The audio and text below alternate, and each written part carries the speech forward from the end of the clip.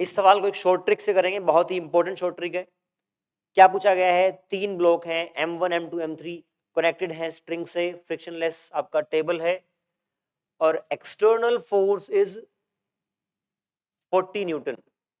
तीनों के masses given हैं 10, 6 और 4। आपको निकालनी है tension in second rope T2 निकालनी। तो सबसे पहले जब भी ऐसा सवाल आए, एक्सटर्नल फोर्स कितनी है 40 न्यूटन। आप तीनों ऑब्जेक्ट को एक सिंगल बॉडी की तरह ट्रीट कर लो, तो तीनों का मास कितना हो जाएगा, मास इज 10, 6, 4, 20 kg।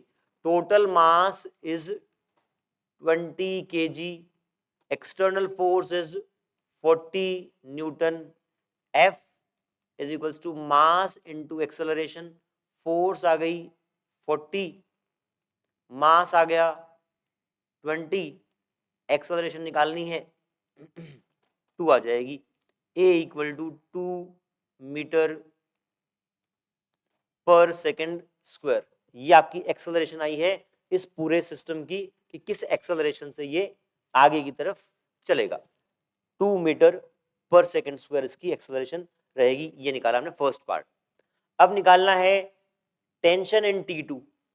जो पीछे वाले 2 ब्लॉक्स को जो फोर्स चला रही है वो T2 चला रही है। जितना फोर्स T2 होगा उसी एक्सेलरेशन से M2 और M3 आगे बढ़ेंगे। तो आप M2 और M3 को जोड़ दें। M2 कितना है 6 और 4, दोनों का हो गया 10 kg। इन दोनों ब्लॉक्स का मिला के मास कितना हुआ 10 kg।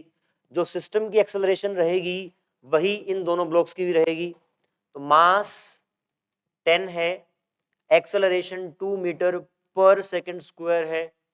तो इन दोनों बॉक्स के ऊपर जो फोर्स लग रहा है T2, that force will be simply mass into acceleration.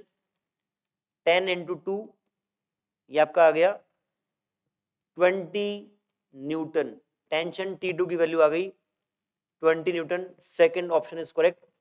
तो ऐसे सवाल में आप क्या देखेंगे, कैसे करेंगे, पहले तीनों ऑब्जेक्ट्स को सिंगल बॉडी मान के एक्सेलरेशन निकाल लेंगे, फिर आप आगे बढ़ेंगे। जैसे T2 निकालना है तो T2 निकालते वक्त आप पीछे वाले दोनों ब्लॉक को सिंगल बॉडी कंसीडर कर लेंगे, टोटल मास आ जाएगा। एक्सेलरेशन जो तीनों की है सिस्टम की है वही इन दोनों की भी रहेगी। इनका mass into acceleration will give you value of T2।